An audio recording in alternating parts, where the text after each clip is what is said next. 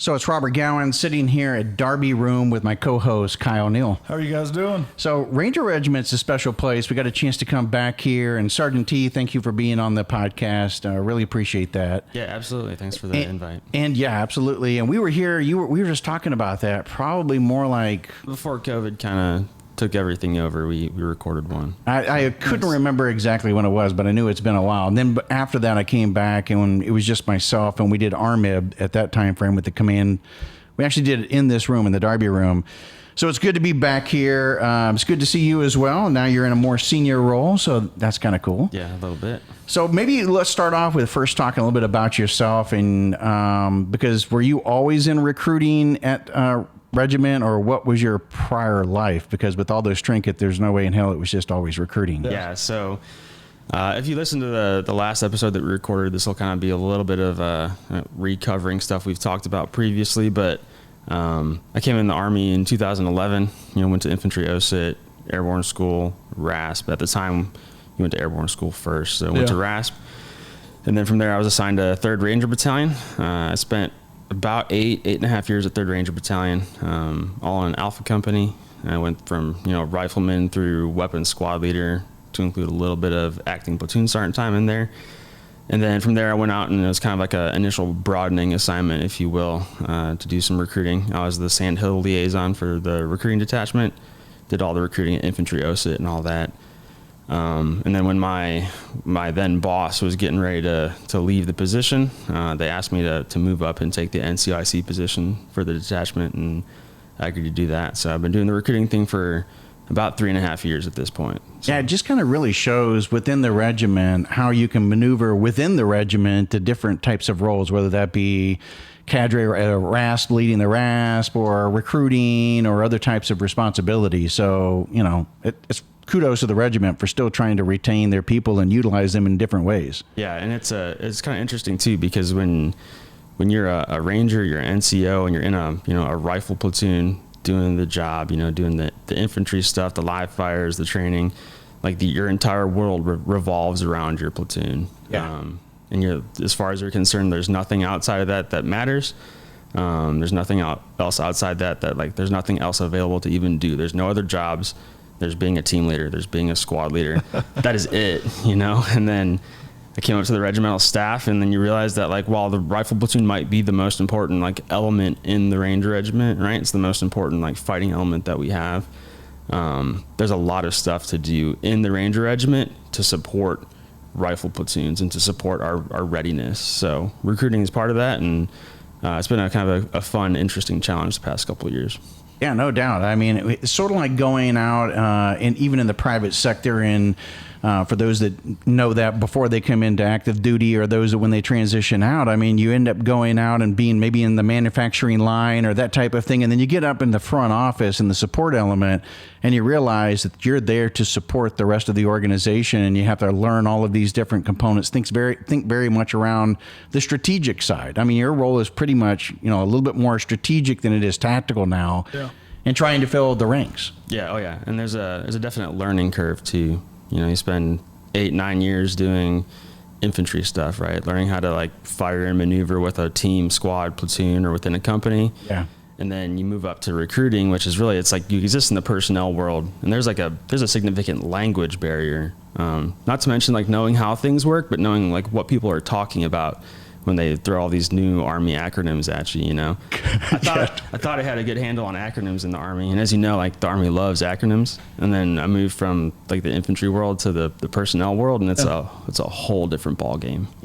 Go ahead. It seems like a good job from your leadership, recognizing from a talent management standpoint of this guy's got the face, got the assets, got the things that you need to go out and start recruiting, and especially putting them at Sand Hill, you're the front line for the Joes there. Hey, who wants to come do what I did? Yeah, that's huge. You can't just put anybody over there. Yeah, if I'm being completely honest too, when I agreed to do the job, I had no idea what it was. Yeah, I think I was going to go over and be RASP cadre, and then shortly before my final deployment with third Battalion, the now RSM, who was my battalion CSM at the time, reached out through my company first sergeant and said, hey, the airborne liaison job is opening up. Ask Togami if he wants to do it. And I heard the Sergeant Major Johnson was like, hey, Togami, he mentioned me by name with this specific job in mind. So I was like, yeah, I'll do it. I had no clue what it was, but CSM recommended me for it. So I was like, yeah, sure, I'll do it. Yeah. Absolutely. Sometimes that becomes voluntold, though, as opposed to volunteered. Yeah, I mean, it was definitely not a voluntold situation. I think if I had said no, they probably would have found somebody else. But I just kind of implicitly trusted that he was like looking out for the organization, looking out for me. And it's worked out. It's been great. That's awesome. No, it's a great story because, again, sometimes in big Army, it's more of a voluntold situation. I think around here, what you guys have been able to do in terms of finding the talent, and if they have weaknesses in some area, hey, they joined the regiment, they've already made it through RASP, they came in, and they're just not cutting it out there on the line. There may be other opportunities that you guys still try to retain that soldier because they're an outstanding soldier. Those types of things don't always happen in big Army. Yeah, absolutely. I mean, I think that if you're capable of getting into the Ranger Regiment, right, especially if you can get here and stay here for a few years, right, the Ranger Regiment itself is not for everybody, right? We're a selective organization. There's certain qualities that you kind of have to be successful here, but not everyone is the same. Not everybody's talents are the same. So while somebody might not be the perfect fit for job X, like there's this other thing, job Y, that they might actually be really good at. So from a talent management perspective, I think we do a pretty good job of that. Oh, you do a great job at that. So because of that, we're going to go into a lot more about the recruiting aspect. How do you get in? If you're on active duty still, how do you get in? And getting in meaning into the regiment meaning. So maybe we take it back into, we've got a lot of photos here around the room, but the history, maybe explain a little bit back about how Rangers even came about. And it's got a long history. There was a bit of a break and then it kicked back up again, and then to today's role. But even going back in its original time frame, Ranger Regiment, or at least not Ranger Regiment, but Rangers have been around for a long time frame, going back to early America. Yeah, absolutely. So the Ranger Regiment traces its lineage back all the way through like pre-revolutionary, like kind of colonial America. The term Ranger is based on the word range, which really just kind of meant like doing what you'd think of as like a patrol, right? Moving long distances overland, whether it's behind enemy lines or just to do reconnaissance or whatever, right? Like a long distance movement, usually without any real support. So that's kind of like where we kind of trace our lineage all the way back there. Some of the more like significant moments or like, eras in Ranger history. Obviously like we probably would start with like World War II, right? I mean, World War II obviously is like the first time that like, formal Ranger battalions were activated, starting with 1st Battalion under Colonel William O. Darby. A lot of like super heroic, super like impactful stuff that happened under like, the leadership or the tactical expertise of Rangers, right? Whether it's taking the cliffs of Pointe du Hoc on D-Day in Normandy, securing like the beachhead at Omaha, a lot of like, last minute decisions based on initiative and audacity that kind of like won the day and like opened up the continent for the Allies to like, win the war like at the end of the day. All the way through, Korea, there's Ranger companies, Vietnam Ranger companies, they're the LRPs, right? The long range reconnaissance patrol units. But all the way up through Vietnam, Ranger units were usually like, activated for a temporary period of time to fill a certain need, right?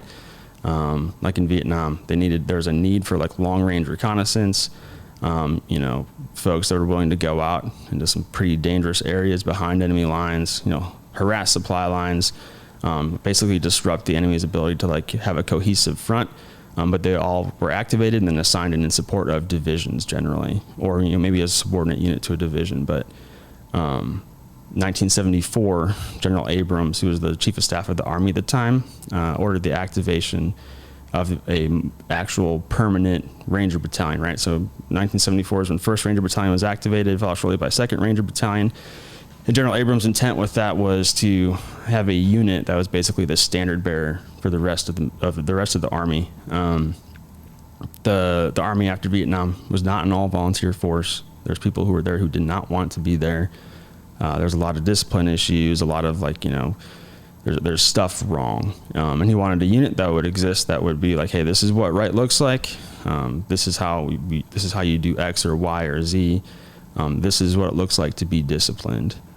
So since 74, we've existed, right? 1984 is when the regimental headquarters and then 3rd Ranger Battalion were activated, which kind of gets us to like the cohesive like regimental unit that we exist in as today. All Ranger lineage, back to the colonial era, was attributed to the Ranger Regiment. But since 1974, pretty much every time America's found herself overseas fighting somebody, the Ranger Regiment's been there for the most part, right? There's probably a few, exceptions, but Grenada in 1983. Panama. Yeah, Ranger Airfield Seizure, Panama in 89. Desert Storm, not as significantly involved, but there's a lot of tank battles going on, Desert Storm, stuff like that, and we don't have any tanks. Right. So it's a little harder to be like meaningfully involved there. Obviously, you got Gothic Serpent in 93 in Somalia.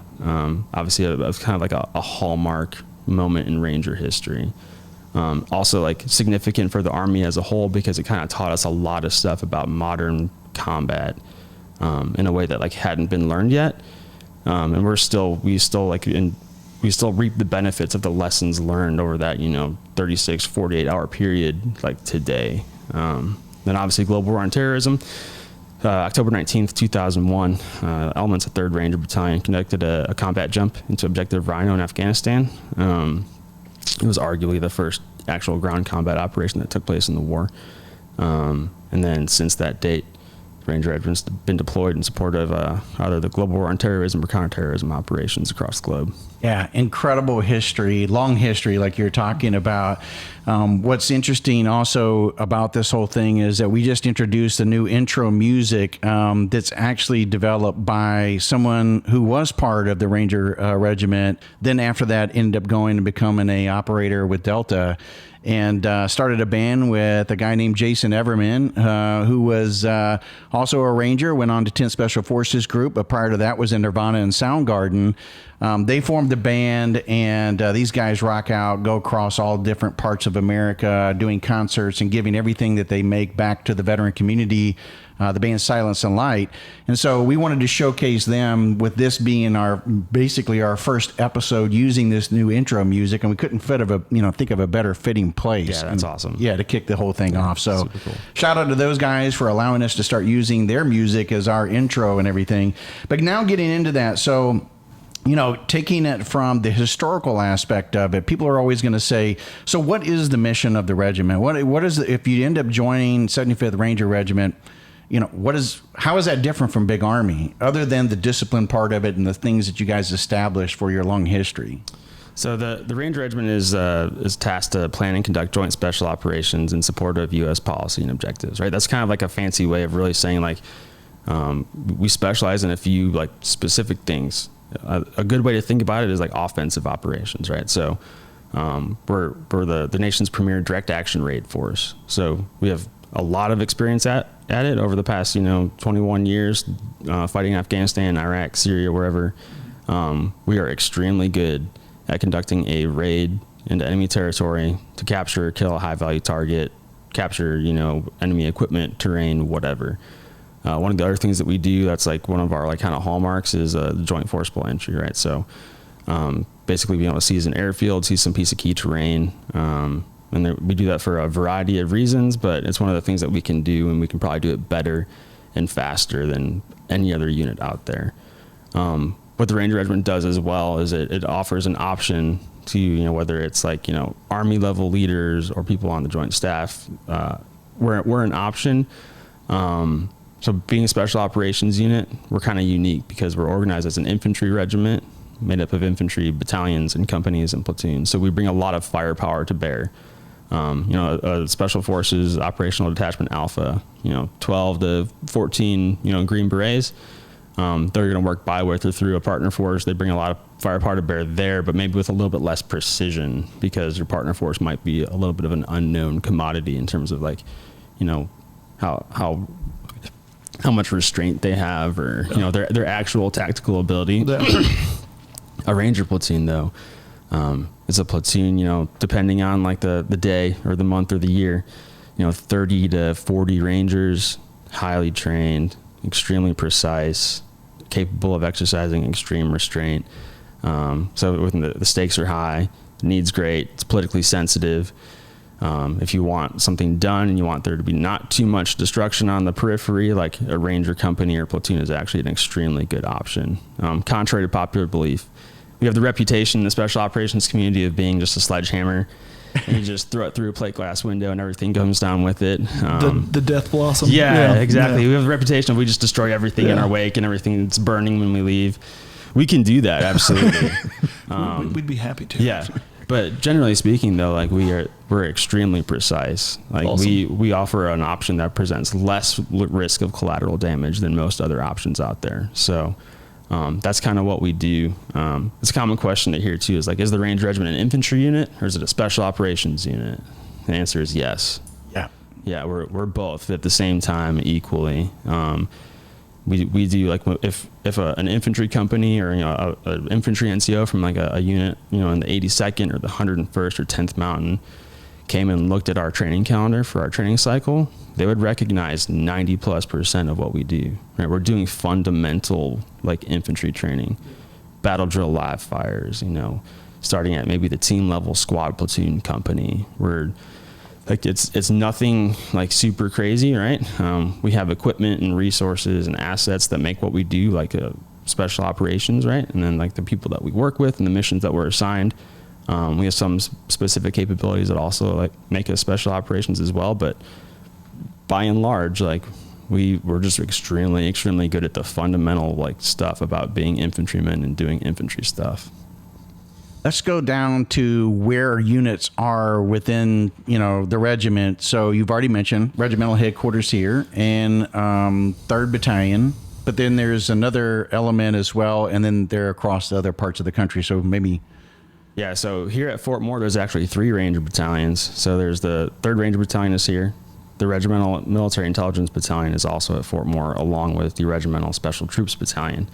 The regimental headquarters is also here. 1st Ranger Battalion is at Hunter Army Airfield in Savannah, Georgia. And then 2nd Ranger Battalion is up at Joint Base Lewis McChord in Washington State, kind of like the Tacoma area. Mm-hmm. So if you're a Ranger, you're in one of those 3 places. Yeah, and so for those who are not familiar, Fort Moore is now the new name for Fort Benning. I had a lot of people comment about that. They're like, where is Fort Moore? Yeah. So that's the name change that recently occurred. Yeah, sometimes I see Fort Moore, and I'm like, where are they talking about? I've been here for over a decade, and it's been Fort Benning the entire time. So every once in a while I look at it, and I still don't recognize It's hard for both of us because we were here stationed at Fort Benning at different time frames, and it's the same thing. It's hard to drive into the post and see Fort Moore signs everywhere, and you feel like you're in a different location. It's like, Fort Benning's somewhere else. This is now, this is Fort Moore. So we ran through all the different elements and stuff. So you mentioned a few though. You mentioned the STB. You mentioned RMIB. So you got 1st, 2nd, and 3rd that are primarily more of your strike infantry units and such, but then you have these other areas. So maybe we can dive into a little bit about what they do and how they differ. Yeah, absolutely. So like you said, 1st, 2nd, and 3rd battalions, they're infantry battalions, organized with 3 rifle companies apiece, a specialty platoon company, right? They do everything from, reconnaissance, the snipers are over there, the mortar platoons, stuff like that, right? And then all of like, the battalion internal enabling MOSs. The Special Troops Battalion, that's where we have our selection and training company. So they run our selection programs, so RASP 1, RASP 2. They also run our pre-Ranger program, which is Small Unit Ranger Tactics, or CERT. RSTB also has our reconnaissance company, specialized in special reconnaissance and some other kind of like secretive, they do some cool guy stuff. It's a unit within the Ranger Regiment that they just have like a pretty like a specific niche, like highly technical skill set. And then the Intel Battalion, again, also here at Fort Moore. There's a MICO over there, right? So Intel company. We have a UAS platoon, right? And they fly all manner of UAS, Army, and soft peculiar. And they have CEMA, which is a cyber electromagnetic activities company. So it's going to be like your electronic warfare, cyber, TSD, like stuff like that.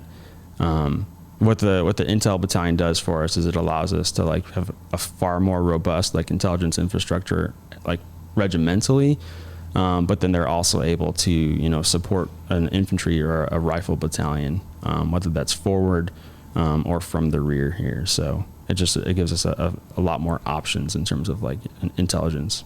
Yeah, we formally did an episode with RMIB, and you guys can go back and listen to that. We may update that here in the near future as well. But I think that was a capability that the organization would really rely on Big Army for support. And by by bringing that into your overall capabilities, it allowed those individuals to be very hyper focused on the mission the Ranger Regiment needs to conduct. And so by gaining that skills and knowledge and bringing that in-house, it really kind of heightened the regiment's strike capability. Yeah, absolutely. Overall, yeah. And one of the other things that it does for us too, when the Ranger Regiment was activated by General Abrams, right? It was a thing called Abrams Charter. We have a couple charters that like were kind of like guiding documents for the organization. They're all written by Chiefs of Staff of the Army. So Generals Abrams, Wickham, Sullivan, Odierno. One of like the key parts of like a lot of the messaging that was like laid out for like what we are supposed to do as an organization is to innovate. Innovate like, on the infantry level, like, whether it's weapons, equipment, TTPs, we're supposed to kind of like, be at the cutting edge and then share what we learn with like the rest of the force.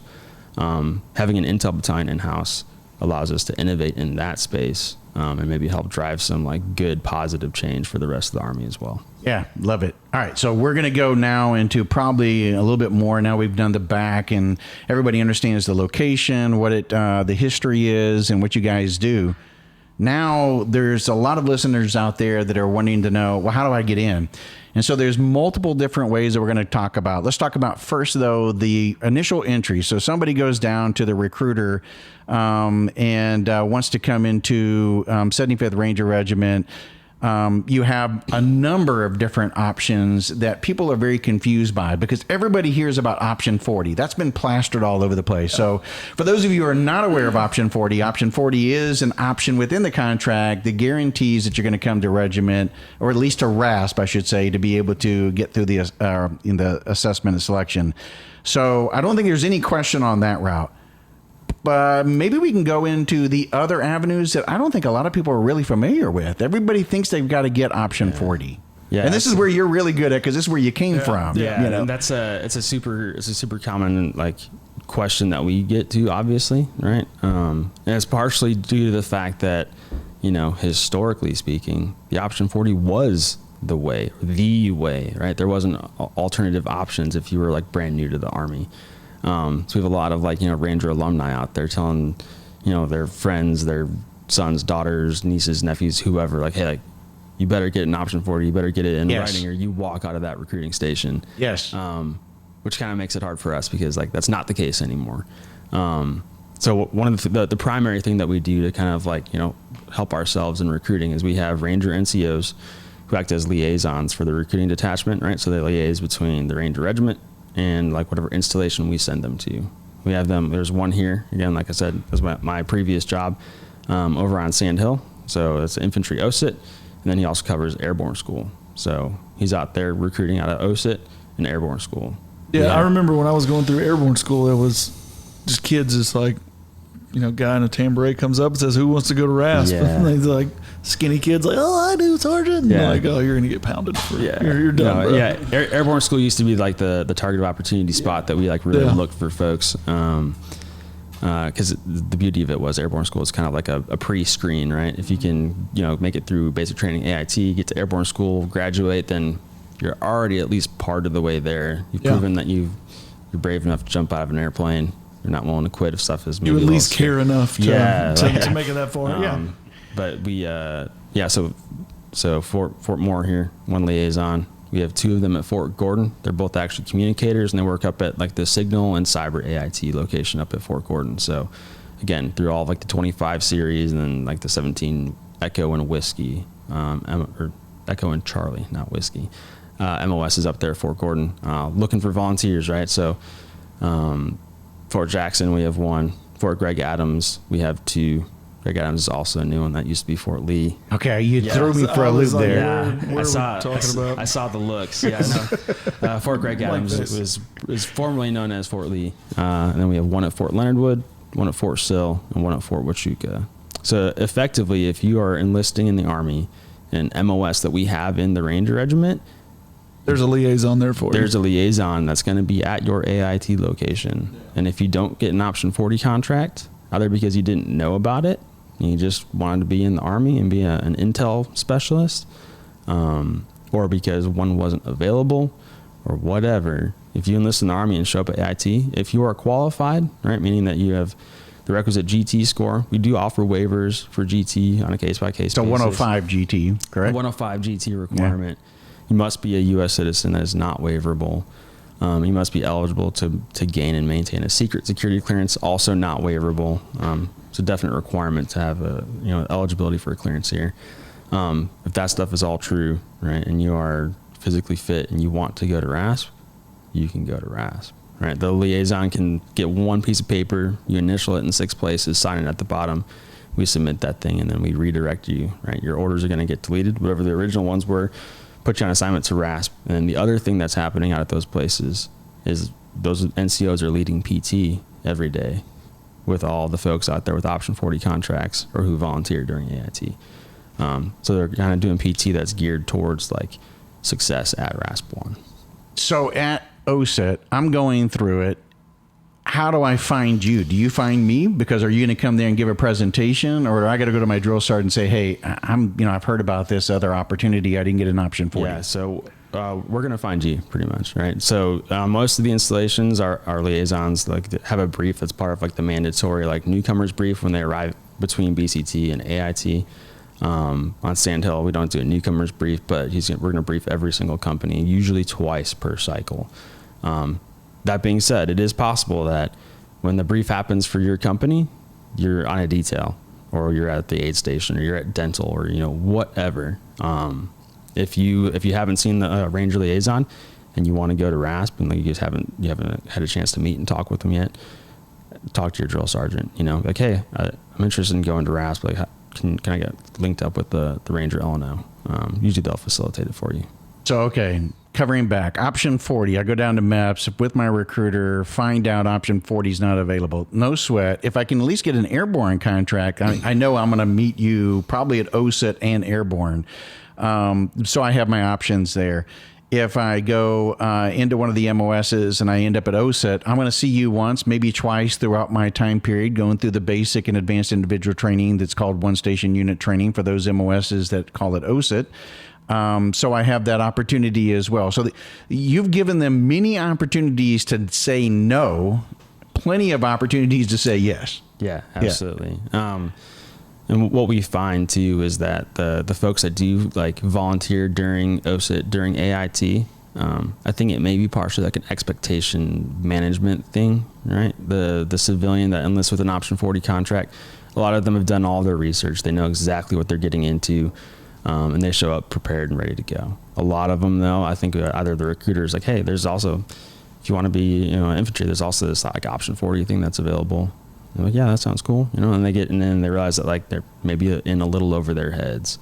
And success rate for the Option 40 contract it's not great, right? I mean, it's not for everybody. The folks we find during AIT, they're volunteering to do something hard in the Army, but they've been in the Army for a little while. So I think they have some context for kind of what they're getting themselves into. So we actually see a pretty good success rate out of those folks that volunteer during AIT. And those individuals because you had a chance to see their PT score, how well they're doing physically, their GT, all of that kind of stuff. And so you're kind of sizing them up at the same time frame, whereas Option 40, like you're saying, it could just be, it's a portion of your contract. It doesn't mean anything until the rubber meets the road, and you got to show up. The other real advantage too is that being able to do PT with like either the Option 40 contractees or the folks that volunteer. We can do PT. We got some pretty nice PT equipment out at all those installations, and we're going to do some stuff that's not like it's all like super safe, vetted. We have programs built by our civilian trainers down at our Human Performance Center and stuff. But we have like some rogue worms. And we have, sandbags and some kettlebells, and we're going to do some PT that's like physically uncomfortable, right? Because that's going to make it so that when you get to RASP 1, the shock to your system doing stuff that's very physically uncomfortable is maybe like tempered a little bit because you've done a little bit leading into it. The other thing that I don't want to fail to mention too, if you say you want to be an infantryman and you want to be a ranger, There's no option 40 contract available for you. So you just decide you're going to enlist anyways and volunteer with our LNO at Sand Hill. When you volunteer on Sand Hill, you go to RASP. If you're selected at RASP, you qualify for the option 40 bonus that was available to you at the time of your enlistment. That's an important takeaway. Yeah, based on your MOS. So it's not a ton of money. The maximum dollar value for an option 40 bonus is $20,000, and then there's tiered down to 10K and 5K. But if there's a bonus available for your MOS for an option 40 contract, even if you volunteer, we can get that bonus released to you if you're selected. That's an important takeaway, I think, primarily for those uncles and former Rangers and everything else who were saying, no, you got to go option 40 because you're going to miss out on the bonus. You just settled that. No, still there. Yeah, the money's there, right? If the money is like the primary concern, which in my experience, like the money's honestly not like the really important part to most people. You know, I think generally people that want to be Rangers, like an extra 10K, like cool. It's great. Obviously, like nobody's going to pass up on $10,000, but generally people want to be here because of what we talked about before, right? The legacy of this place, right? You can come and be a part of an organization that, you know, had a pretty significant hand in, like, you know, beating the Nazis in World War II and, you know, doing some crazy, hard, heroic stuff during Vietnam, you know, like it's just a cool unit to be a part of to begin with. And I think most people that come here, it's more for those sort of reasons than a little extra cash in their pocket. So let's jump off of the regular Joe and go into maybe a couple of different areas. And that's before we get into RASP, because I want to get into RASP and kind of cover that a little bit. But the prior service. So if you're an individual, was in big Army or another branch of the service, and you end up coming in, if you've got to go through OSIT, you're still going to get those same types of options. Yeah, absolutely. So if you're prior service and you're coming in the Army and you require training, right? Because it is possible, say you're an infantryman in the Marine Corps, right? You're an 0311, and you EAS out of the Corps, and you've been out for, you know, 8 months, a year, and you decide you want to be back in the military, and you choose the Army, and you choose infantry, you're probably not going to require any training, right? If you're an infantryman in the Marine Corps, as long as you haven't been out long enough that like your qualification has elapsed, so to speak. I don't know the exact time period off the top of my head. I think it's like 2 or 3 years. You come back in, you're just going to go to a unit because we consider you like a qualified, you know, an MOS qualified, you know, soldier. But if you do come in and you do require going to, even if it's just AIT, right? Whether you've changed MOSs or you've been out long enough that you do have to come back in and do some training to get re-blued, you'll be able to talk to a Ranger LNO. If you want to go to RASP, you can volunteer and come to RASP. We're going to talk in just a minute about the inter service, you know, or inter transfers and stuff. But officers coming in, you guys, do you still not pick them up until first lieutenant? I can't remember. Yeah, so it's less dependent on rank and more dependent on experience. Okay. So I'll use infantry as an example because it's like a pretty straightforward one. So if you want to come to the Ranger Regiment and be an infantry platoon leader, the first thing you're going to do obviously is IBullet. You're going to do the infantry basic officer leaders course. You're going to, you know, become an infantry PL, right? Probably go to a regular unit. You'll probably, you know, work in their S3 shop, get an infantry platoon. Side note, Ranger school after IBullet, go to Ranger school, get your Ranger tab. If you don't, it's going to be a lot harder for you. Most officers either have a story or a tab. Yeah, if you're an 11 Alpha, like you're not even eligible to apply like under any circumstances without a Ranger tab. So, but getting back on track here, do your PL time.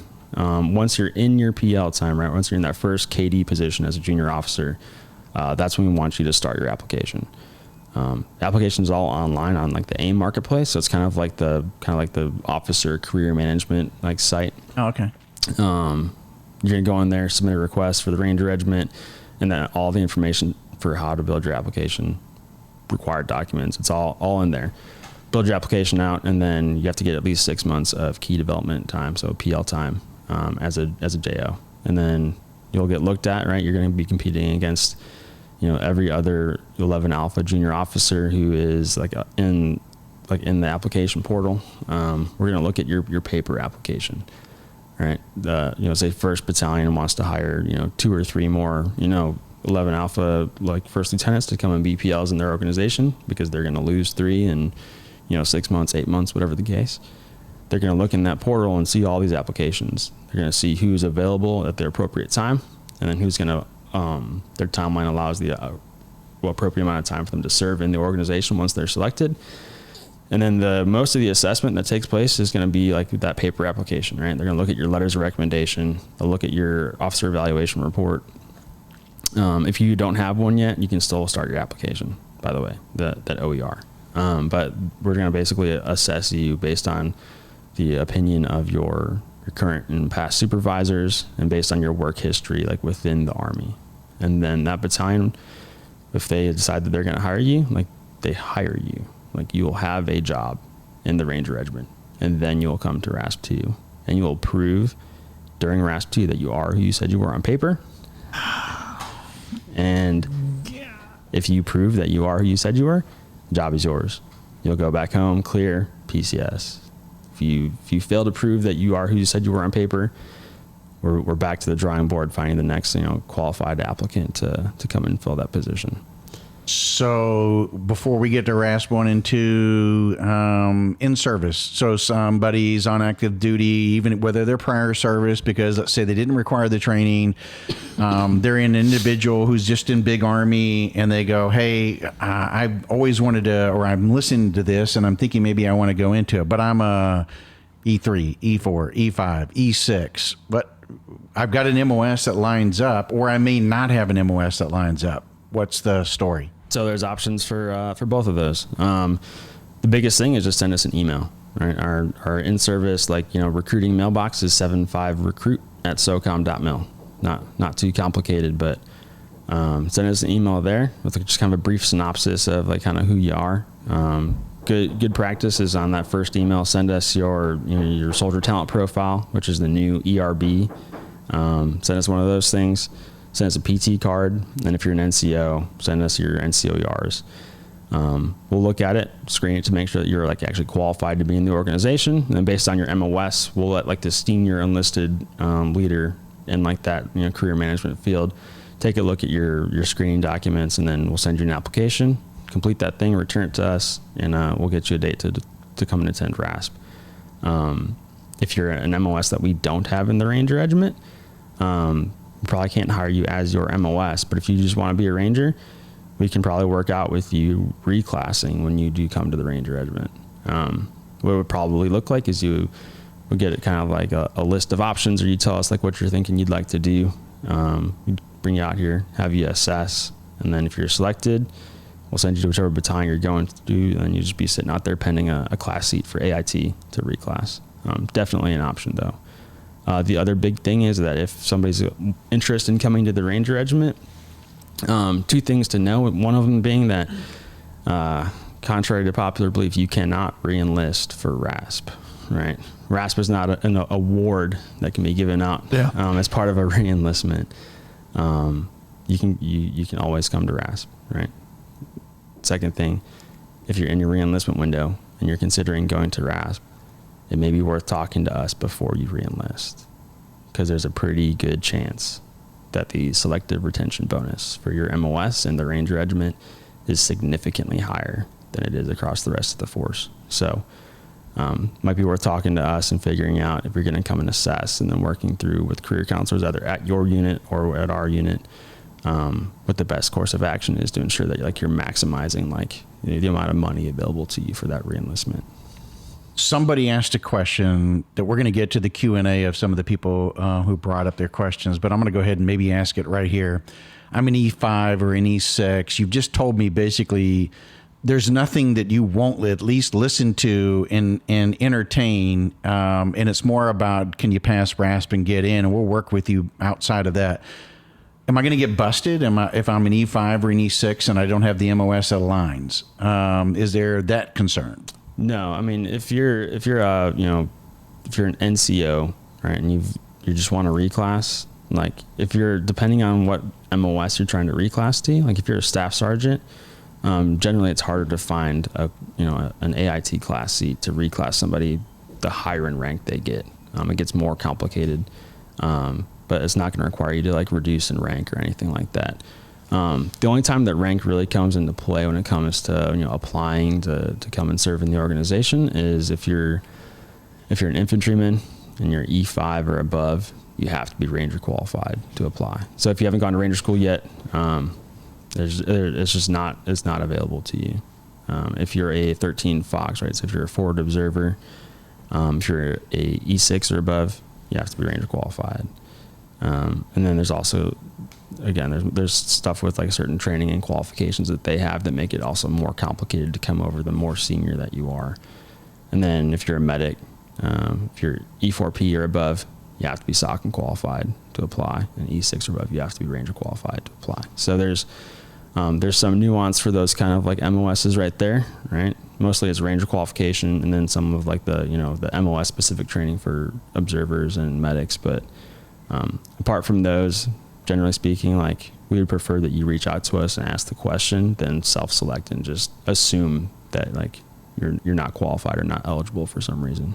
The important takeaway there, though, for the, having be already, Ranger qualified is that, let's face it, when you're in regiment, you do get in, you pass RASP. I mean, E3, E4, E5, somewhere along through there, you're going to Ranger school.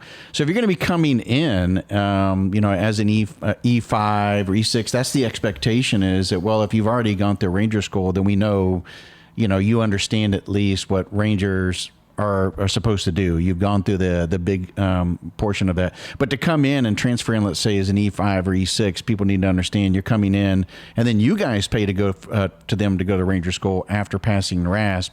That's not only expensive, but then it's just another additional thing that they may wash out, something may happen, then you've got to reassign. It's just a lot of stuff that you guys are trying to avoid. That's the reason why in a lot of cases. Absolutely. Right? And one of the other things too is in the Ranger Regiment, if you're an infantryman, if you're not Ranger qualified, like you're probably not going to make sergeant in this organization, right? Like it's going to be not possible. You need to be Ranger qualified and make sergeant or above as an infantryman. So in order to keep everybody to the same standard, right? 'Cause we're a standards-based organization.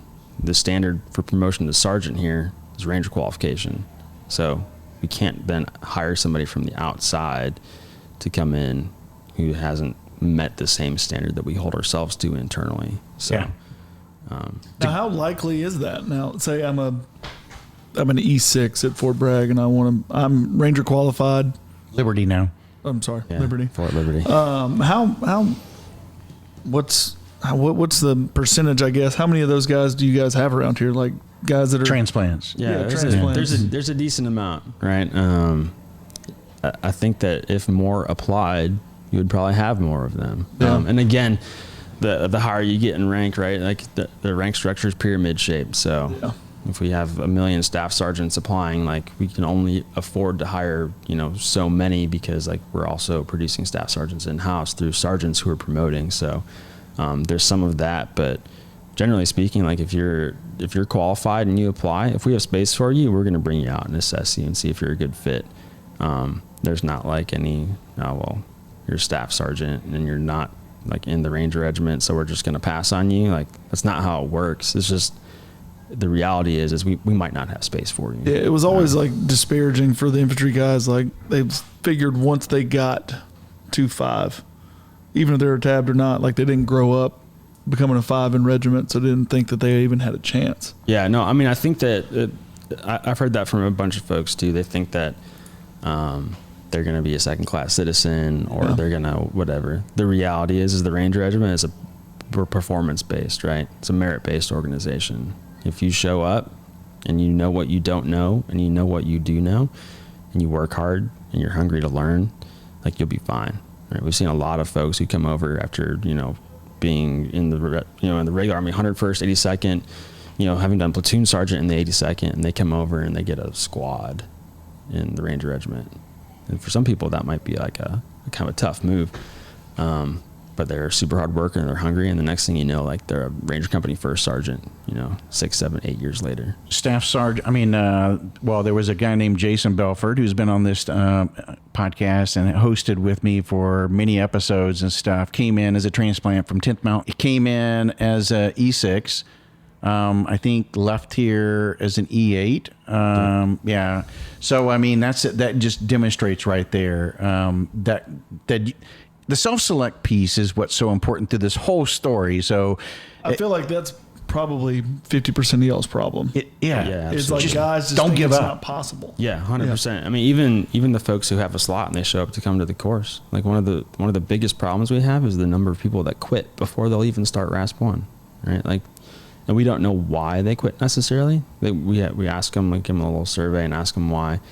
The responses are generally all the same. You know, they don't want to keep training. They have family issues. They just don't think they're going to fit in or whatever. But if we could just get people to come and like let us do the assessment and selection instead of them doing it for themselves, I think people might be surprised if they just actually gave it a shot.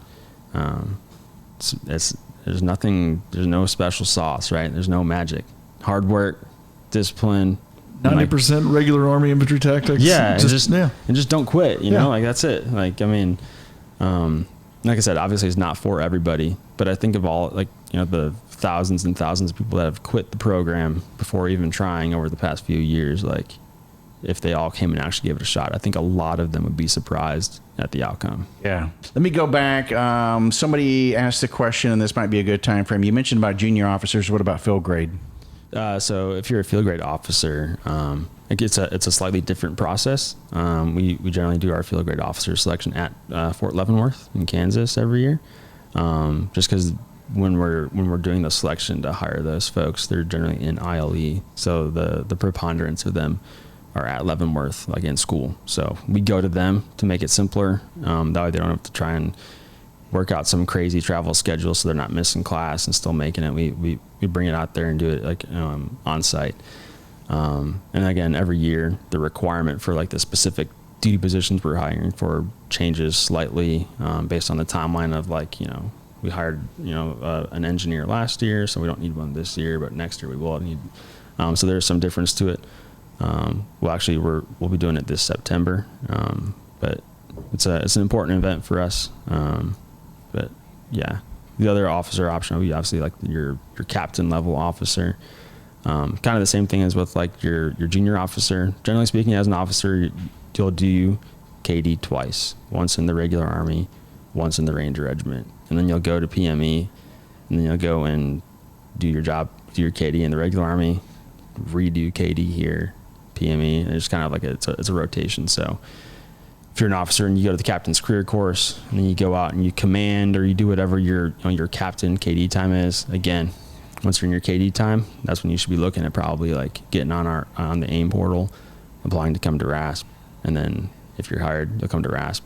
And if you're a commander in the regular Army, you'll go through RASP, come to the Ranger Regiment, and you'll command again in the Ranger Regiment. So it's a slightly different process than for the enlisted side, partially due to the fact that officer timelines are like, there's some pretty strict backstops, right? Whether it's the captain's career course or ILE, like they have very specific time windows when they're available to do their job in the regular Army, do their job with us, and then depending on where they are in their career, broadening, and then back to PME so they can keep moving. So, yeah. What about warrant officers? Warrant officers is another one, kind of similar to like the commissioned officer side. There's actually probably a lot more warrant positions available in the Ranger Regiment than people think. Everything from, you know, Intel, FA, you know, maintenance. We had a bunch of them. But same kind of idea. Warrant officers have probably a little bit more flexible of a timeline than an actual commissioned officer does in terms of how long they can stay here. Application process is identical, down to doing it on AIM. You reach out to us, you know, tell us kind of who they are, what they want to do, and if they have questions, they can hit us up and ask. But really, just get on AIM, apply. We'll bring you out here to assess, and then if you're selected, you'll go out and get to work. Now we get to talk about the fun part. So RASP 1, RASP 2. So I've made it through all the qualifications. I haven't self-selected at this point because this is where I really want to be. And now there's two different categories based on your status of how you're coming into the regiment.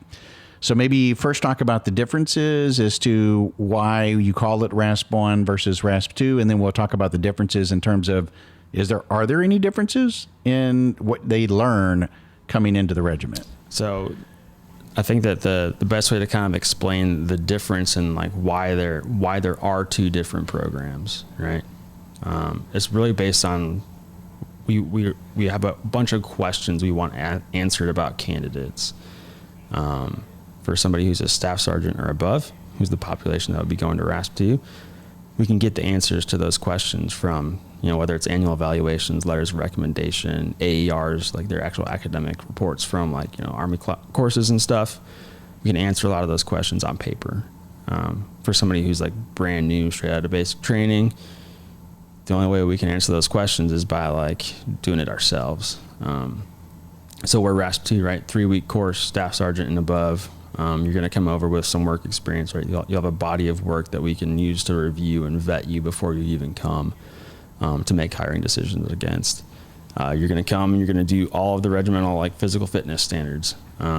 So RFT, right now we're using an ACFT based RFT, which is a change. It's going to be 41 hand release push-ups in 2 minutes, a 2-minute and 35-second plank, 5-mile run in 40 minutes or less, and 6 chin-ups. So it's black and white, go, no go, PT standard. Like you got it or you don't.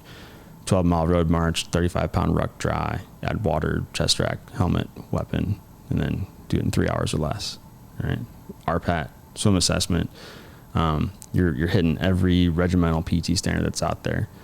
You're going to do some training. You'll be in the field for a period of time where we're going to evaluate your teamwork ability and your leadership ability and some stuff like that. Then you'll set a board where you'll be interviewed, and effectively what we're doing there is, are you ethically, morally aligned with the Ranger Regiment and the Ranger Regiment's values? How do you make decisions as a leader? How do you prioritize, whether it's training, homework, life balance, everything. And then we'll make an actual selection decision, like that board makes that decision. RASP 1, there's kind of like two differences, right? We have to answer a bunch of questions about you ourselves. So we can, if we look at somebody's NCOERs for the past 6 years, because they're a staff sergeant and they've been a sergeant, and we could probably have an idea of if this person is like a hard worker, or if they are a good member of a team, or if they're dependable. If you've been in the Army for 3.5 months and you're straight out of AIT, we have no way of knowing that. So we're gonna have you do some pretty hard stuff. You're gonna do the same physical standards as occur in RASP 2. So RFT, 12-miler, do the swim assessment, like the whole 9, right? It's same standards for everybody, right? Whether you're the newest private in the Ranger Regiment, you're the regimental commander, there's one standard for everyone. Okay, you do some hard stuff. We're gonna put you in positions where we can get a really good look at who you really are and evaluate: are you a good member of a team? Are you a good member of a team when you're stressed out, when your teammates are stressed out, when you're exhausted? And then we're also going to train you some too. So RASP 1 there's a lot of training that takes place in RASP 1, whether it's land nav, right? Ranger First Responder, which are in-house kind of like, first aid protocol, marksmanship, breaching, combatives. There's a ton of assessment that takes place. You're being assessed the entire time, the whole 8 weeks. But the course is broken into 2 phases, 4 weeks apiece. Phase 2, the stuff you do in phase 2 is like the reason people join the Army. You're going to shoot a lot. You're going to blow stuff up. You're going to do some cool stuff. It's arguably it's not bad. It's probably more fun than it is not fun. The assessment's continuing that entire time though, right? The reality is, I was about to say, you're not safe until you put that tambourine on your head, but that's not really true. That's not true either. You're not safe until you retire. Yeah, let's say but we're answering a bunch of questions ourselves about those candidates, and then we're also training them up to kind of baseline everybody. Because in RASP 1, whether you're a network guy, you're a communicator, if you're a fueler, if you are a UAS repairer or an infantryman, male, female, it doesn't matter. It doesn't matter. Everybody's the same. You're getting the exact same training, the exact same number of rounds at the range. You're doing the same amount of breaching. Just kind of baselining everybody at some pretty basic Ranger stuff, right? Marksmanship, breaching, combatives, and then obviously you'll go to your battalion, and then you've got a skill set that's better than it was at the end of AIT. And it's also kind of lining you up and steering you in the direction of the way that the rest of the Ranger Regiment does stuff as well. Once again, never quit. Yeah. Don't self-select. Yeah. Let us do the assessment and selection. You just come and work hard. We'll do the rest. You guys have even had individuals, and we did this discussing it on the RASP episode that we did many years ago, and you guys even expounded on that. I mean, if you get an individual that comes in, and as long as you're not self-selecting and you're really trying your best and doing everything that you can, you guys will continue to work with that individual to some point. I mean, but obviously, if the mental component is there, and they've got a lot of the physical tools, you'll continue working with that individual to see if they can't continue to progress and make the right adjustments and stuff. So absolutely. I mean, I think another kind of misconception about like the Ranger Regiment or our selection program is that like we want people to fail. That's the opposite is true. Like we want people to succeed. If we wanted people to fail, like our cadre run the course, like they could just fail everybody. Like it doesn't make any sense though, because if we want everybody to fail, we would cease to exist as an organization. Yeah. People are continuously getting out of the unit. So if we're not bringing new people into the unit, then guess what? At some point, we'll be incapable of doing our jobs, right? Like we want people to be successful. And like you said, if somebody's got like, the appropriate attitude and they're motivated and they're working hard and they're just not quite there physically, like we're going to work with them. Obviously that's not like an indefinite, we'll keep you in, our selection and training company for 2 years and like work you up to be able to pass standards. Within a realistic amount of time though, like we'll work with you for sure. Well, if you walk around, regiment headquarters or 3rd Bat or any one of the other bats and stuff, it's not like you guys have, 21-inch neck and, physically. I mean, there are guys, obviously, that are like that.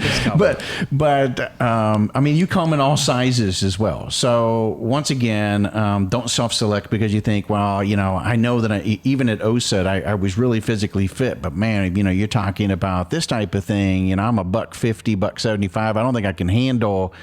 Don't self-select. Come in, go through the program, let you guys do that. Yeah, absolutely. Exactly. So you just mentioned, I think, so regardless of whether you're coming in brand new, you're coming in as a transplant, you're coming in, transplant meaning officer, warrant officer, enlisted, whatever, you're going to go through the same selection and everything.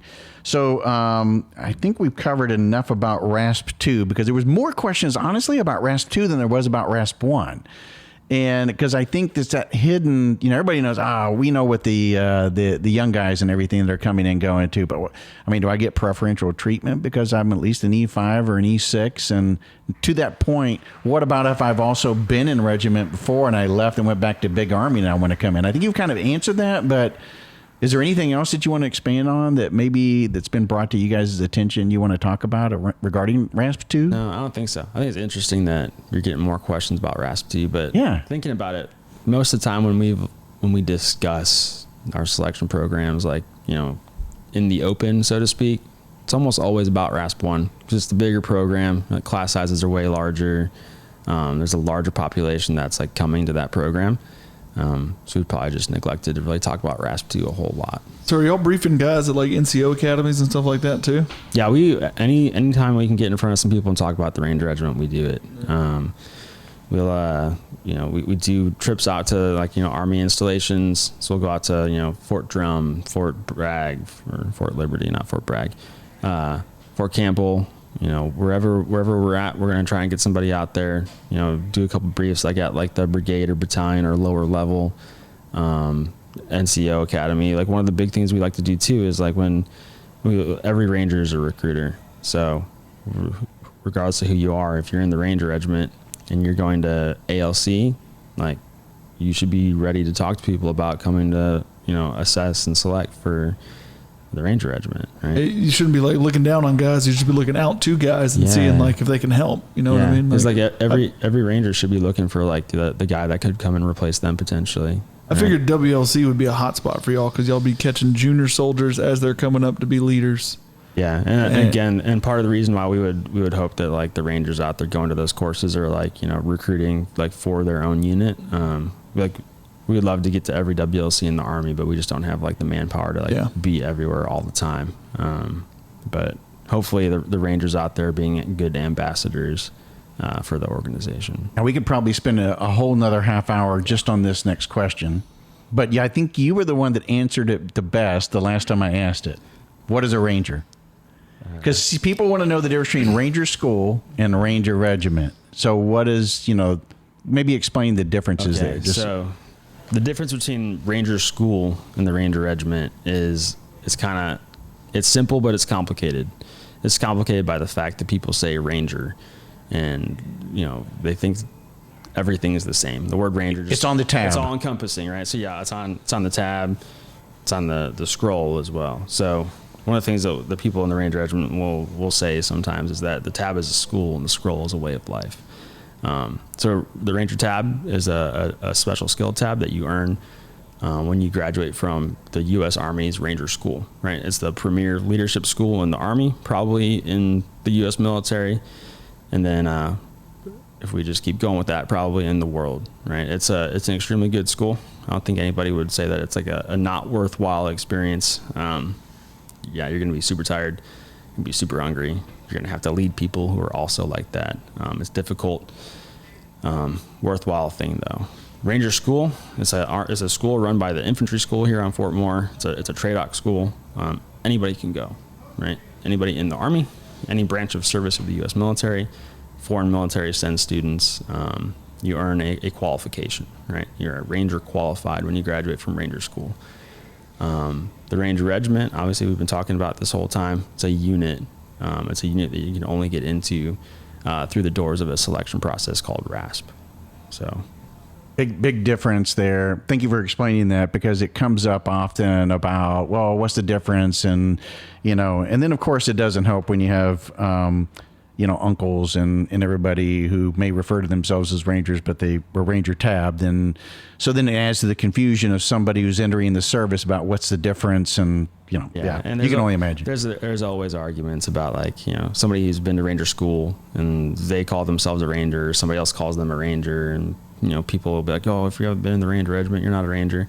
Personally, for me, it doesn't really bother me. If you've been to Ranger School and you call yourself a Ranger, or somebody else calls you a Ranger, I'm fine with that, There's a lot of people, though, that consider that, like, if you're in the Ranger Regiment, you are a Ranger. And then they make the distinction that you've been to Ranger School, you are a Ranger qualified. Ranger qualified, yeah. It's funny, though, where I find the most entertaining conversation around this is people from other other branches of service who ask me this question, and I try to explain it, and it's just, it's hard for them to understand because the school is called Ranger School. Yeah. Anyway, all right, so I'm going to start getting to the Q&A of what people brought to us and everything. So we're just going to kind of shotgun down through there. So can I volunteer for RASP while currently on rotation in Europe? I think you really answered that question already, right? Yeah, it doesn't matter where you are. You can always apply. Yeah, absolutely. The big thing is if you are either deployed, to Europe, or you're, doing a tour in Korea or wherever, right? If you're overseas somewhere, there's going to be some rules that we can't necessarily get around in terms of like bringing you home early. They have like a DEROS date that they have to meet before they can go. Yeah. So we prefer like just email us, right? 75recruit@socom.mil. Email us. We'll talk you through like the kind of like the process and the timing of everything, because it gets complicated when you're in Europe and maybe like you're coming home straight into a PCS. We want to make sure that we talk to you soon enough that we can work with your branch to ensure that like we can get you assessed before you get sucked into an assignment that we can't get you out of, and now you're waiting another 12 months until you can apply. So somebody asked, is there a need right now for 12 Bravos? And I guess it's because they applied and there wasn't. What's your answer? Let's just not even say 12 Bravos. Any one of the list of MOSs, an individual wants to apply. Maybe they weren't selected for whatever reason, or it could have been just there wasn't enough slots available at the moment. What's your answer back? Yeah, so if you reach out and you're told that like we were unable to like, extend you an application at this time, most of the time, especially if you're in an MOS that we don't have a ton of authorized positions for, it's probably simply that we genuinely don't have like a position available for you to fill. We're not authorized a whole ton of 12 Bravos. So, I think we're probably full, maybe even more than full at 12 Bravo.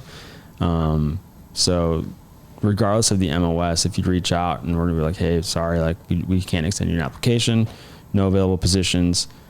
If you want to be a Ranger, then that means like 6 months from now, you're going to do it again. Email us again, a year from now, email us again, because like manning situation's always changing, just like every unit in the Army. People are promoting up out of position. People are getting out of the Army. So reach back out to us, because the next time you do, you might be like, yep, here's an application. Let us know when you can come and go to our selection course. Cool. Okay, so we already asked the question about the demotions for anybody who's coming off already in active duty enlisted coming in. But what's the path? Do they typically, somebody asked the question, do you guys, because they're coming in from big Army, do you put them in an S shop for a period of time? Do you, before introducing them to a line unit? I think you kind of addressed that in that, like, let's say you're a squad leader, you probably will come back into being maybe a team leader or to earn that right to be a squad leader or something of that nature. But you're not putting them like in an S shop or doing something off the, mowing the grass or doing anything crazy. No, I mean, in my experience, generally you're going to come in and then based on your pay grade, we're going to expect you to, if you're not exactly ready right now, we're going to expect you to like work and be ready to take a position that's like, commensurate with your rank pretty quickly. So if you come over so I'll use infantry again, easy example. You come over as a sergeant infantryman. The expectation is that you're going to be able to fill a team leader position in the Ranger Regiment pretty quickly. Right? It's going to take some work. There's a learning curve.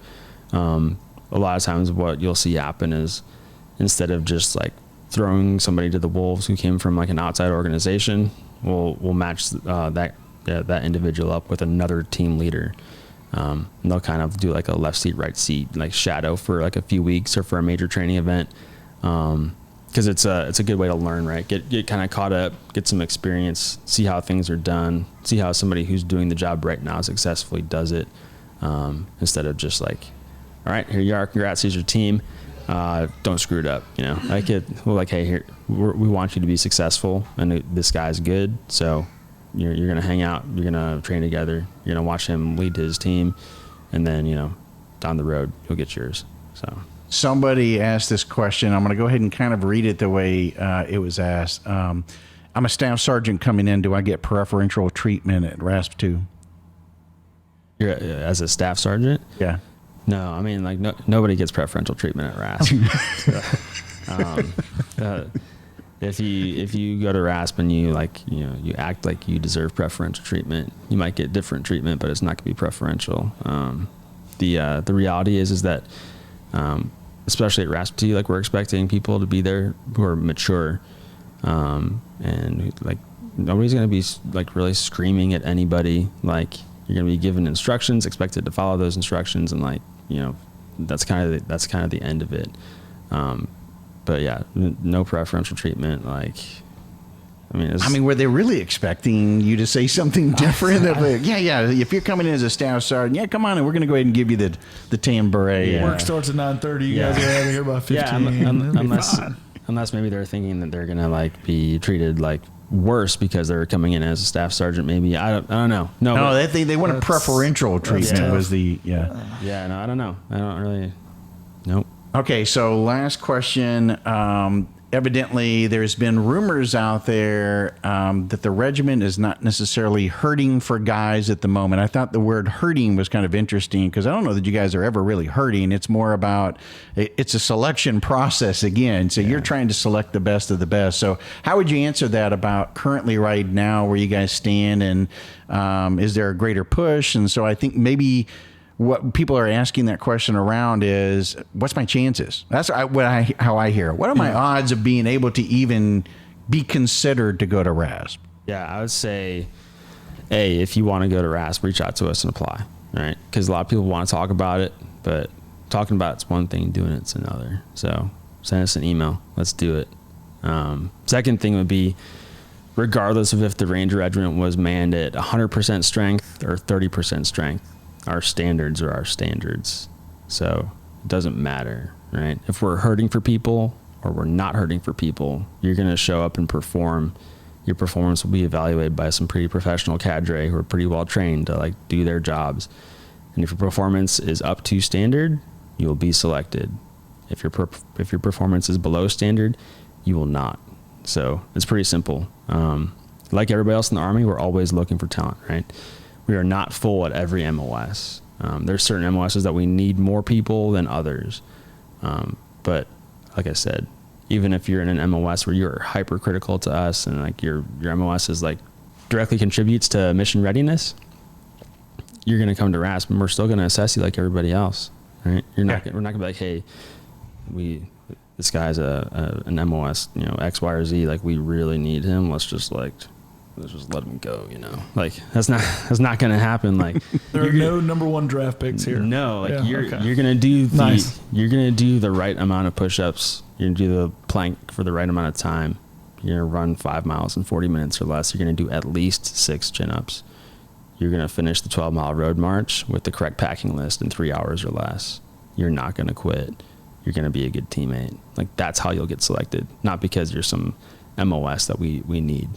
And let's just be clear, people might be listening because this came up in another episode from a former guy who was assigned here about those requirements that you just described. Those are the minimum. It's not like every day you're just going to be carrying a 35-pound ruck. And I mean, let's face it, the load gets heavier once you get in. The requirements, that's the minimum standards in order to come in. A minimum, is, I think, is the underscore highlighted italicized word here. Yeah. So like I said, like the RFT numbers are like, 41 push-ups, 235 plank, 40-minute 5 miles, 6 chin-ups. That's the baseline. That is the, like, you can't score any lower than that or you've failed. Obviously, like, you always strive to score higher than that. Right, 3 hours is like the longest it can take you to complete a 12-mile ruck. You're not trying to hit 3 hours, right? You're trying to hit less than 3 hours. So once you've done that in RASP 1, right, you pass all that stuff, you get out to like whatever unit you're assigned to within the Ranger Regiment. It'll be a competitive environment where like nobody is satisfied with a 3-hour 12-mile ruck march. Everybody wants to go faster. They want their team to go faster, their squad, their platoon, and everybody will be driving towards the same goals, right? It's one of the great parts of the organization is the people who are here all had to do the same sort of stuff to earn their spot here, and everybody wants to be better personally and organizationally too. Back in the day, and I think we covered this along during the other episode and stuff as well, is that most of the people that would come into regiment, or not most, I said, but there was a pretty high percentage of attrition in terms of like 30% or so when the first 18 to 24 months were washing out. I think what you have done as an organization has now, in keeping individuals and finding ways to utilize them, recognizing that they might be just kind of getting burnt out and there's certain, there's certain assignment right now, but hey, maybe we could use you over in recruiting. Maybe you can go over to the 3 shop. Maybe you can do this for a period of time, or an individual finding that kind of avenue is tremendous, because if you get in, the idea is to retain. And I think it's an important message too for individuals. Yeah, you got to earn the green. You got to earn the tan beret every time, or every day, I should say. But once you get in, and it's a matter too of like just having leaders who have an eye for like talent management, right? And people are talented in different ways, and everybody's probably got something to offer. And so it's kind of a matter of like rearranging or shuffling people back and forth until we were finding like the right fit where they're like best utilized. And then also trying to ensure that we're protecting folks' career advancement too. We're doing all of like the right things and checking the right blocks in terms of like, professional development and stuff, so people's careers aren't stagnating, continuing to promote. And I think we do a pretty good job at it. I mean, the Abrams Charter is for individuals to leave and go out into big Army to improve that. And but there are options and things that are available for career development and personal development if you want to get in to regiment, that you guys will help them find.